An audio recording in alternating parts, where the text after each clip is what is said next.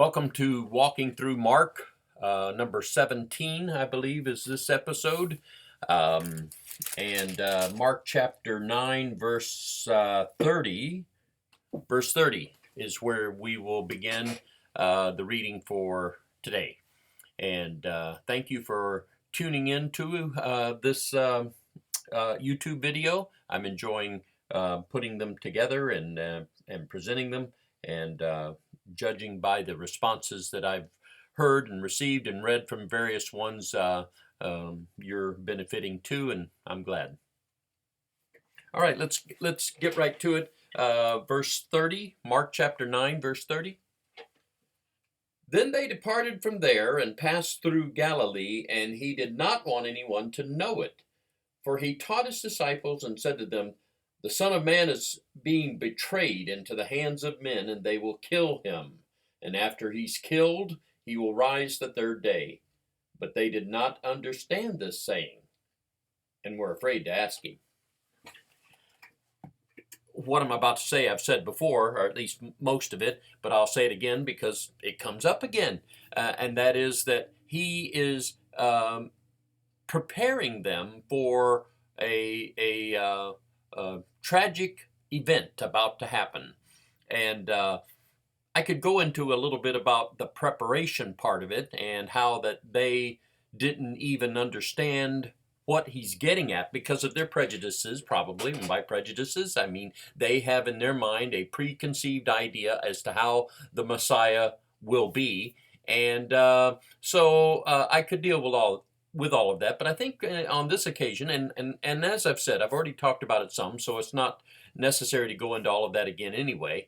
But I will mention this before going on with the reading, and that is that today, 2,000 years later, people who are somehow looking back 2,000 years in their Bible study and seeing what is thought to be a tragic mistake or a tragic happening to Jesus that was unforeseen or unplanned, and that somehow God had to step in at short notice and do something to make a sort of a plan B, because plan A is not working like we want, and that is Jesus is to come and set up a kingdom on the earth and reign from a physical throne in Jerusalem and all of that kind of thing. That plan is now going to have to be shelved because man has frustrated God in what he wanted to get done, and so let's establish the church, and that'll hold us over until he comes back again to reign from the earth for on the earth, or from Jerusalem for 1,000 years, and so forth. The doctrine is called premillennialism, and that's just not true.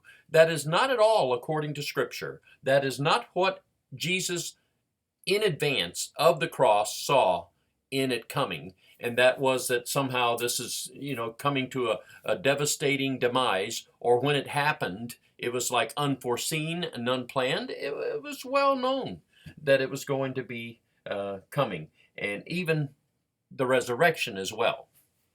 And wow.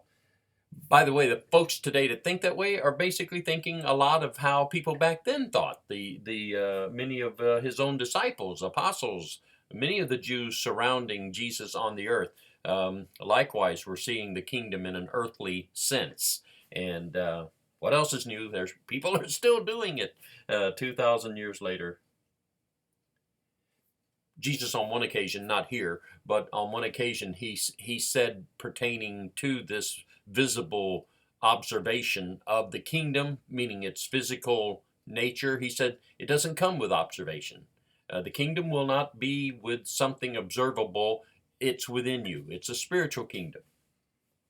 Okay, let's continue on. That's verse 32, so let's resume with verse 33, Mark chapter 9, 33. Then he came to Capernaum, and when he was in the house, he asked them, "What was it you disputed among yourselves on the road?" But they kept silent, for on the road they had disputed among themselves who would be the greatest. And he sat down, called the 12, and said to them, "If anyone desires to be first, he shall be last of all, and servant of all." Then he took a little child, and set him in the midst of them. when he had taken him in his arms, he said to them, "Whoever receives one of these little children in my name receives me. And whoever receives me receives not me, but him who sent me."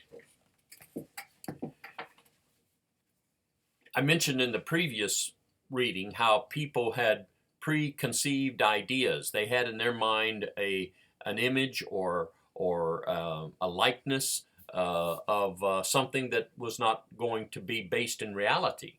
The kingdom, I mean. And here is another aspect of that, and that who will be regarded as great in the kingdom. It will not be through appointment. It will not be through you. I'll use modern American politics. You're the vice president. You're the secretary of state.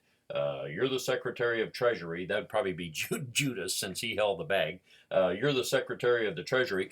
And by power position through appointment, you have authority over people underneath you, and you're underneath or in submission to only how many are above you, and such like. And he says that's not the case. The kingdom will be upside down. The kingdom power will be regarded by how subservient, or how does he put it? How regarded as last can you be?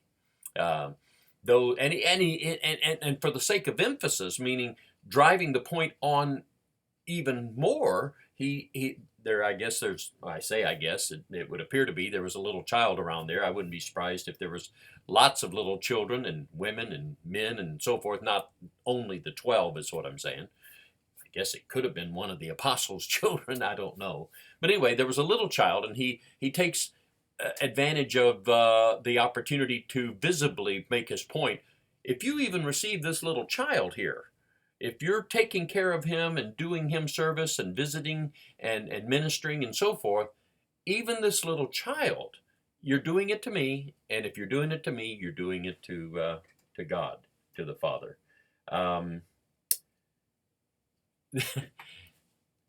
In the church today, boy, I could get off on this, and I'll try hard not to get off onto it too far, but it is not in the church any different all these many years later, or even immediately there in the first century. You were not going to be great in the church, in the kingdom, in the work you did on earth before your life is through, by appointment position, or by title that you wear, or something along those lines. That was all going to be hopefully turned upside down. Verse 38. Now John, the Apostle John, that would seem to be, John answered him, saying, "Teacher, we saw someone who does not follow us casting..." Let me start that again.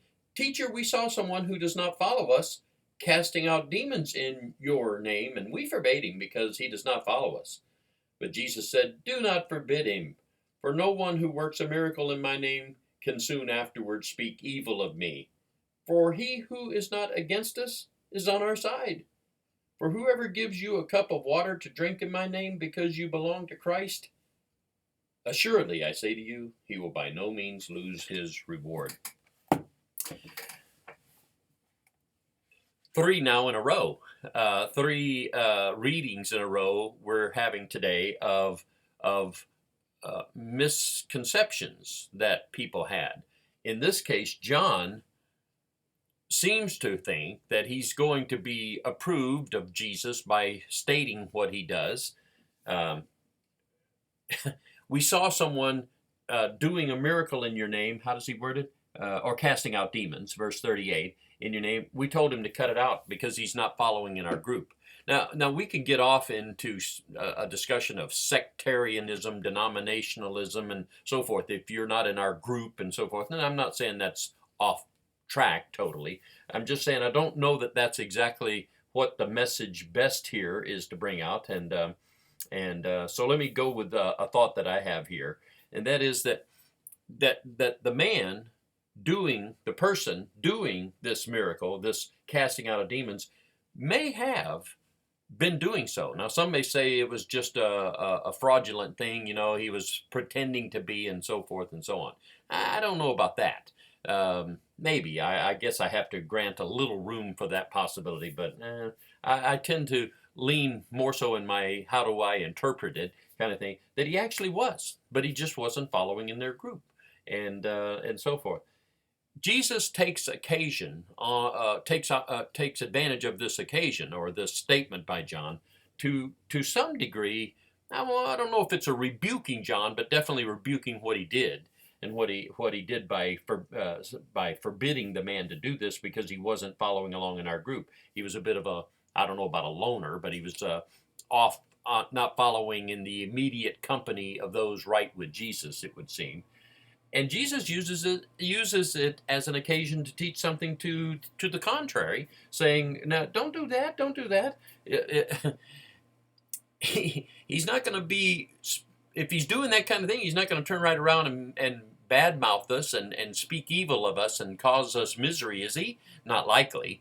And so we'd see that as a plus. That's a benefit, a good way of viewing it. And then he just makes a blanket sweeping statement. If he's not, if he or anyone else for that matter is not against us, they're for us. That is powerful stuff. There's powerful stuff. It's as if Jesus looks on the silver lining.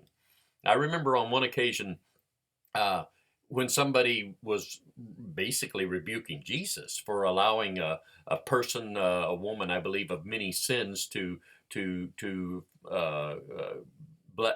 treat him or to show their love for him, for Jesus, and various things that would have been a demonstration of their love for Jesus, and they indicated to, or he rather, Jesus indicated in response, well, those who are, and I'm paraphrasing, those who are forgiven of little love little, those who are forgiven of much love much. And this reminds me of that, that, well, if they're not against us, they're for us, and if he's casting out demons, it's not going to be likely that he turns around soon and starts giving us grief, unlike a lot of folks around are, and so forth. It's amazing.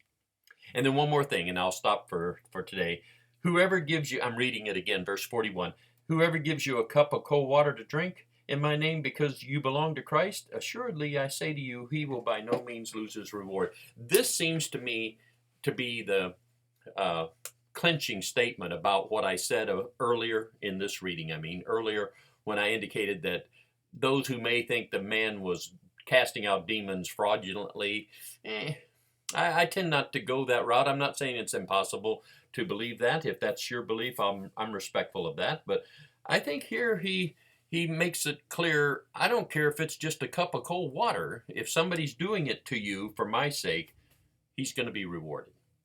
And it is interesting that he blesses a person who's casting out demons, you might say, or in this case, all the way down to just a little something like a cup of cold water. If it's given to the apostles or to John or to Jesus, well, actually it's because you belong to Jesus. I want to do you service. The man or the person will not lose their reward.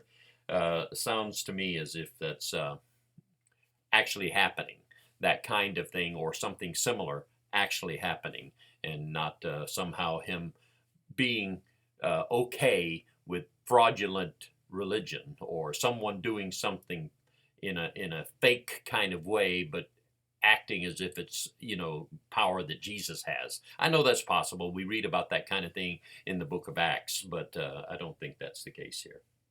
Okay, that's all I have. I'll stop there and look forward to picking up again if God wills on Sunday.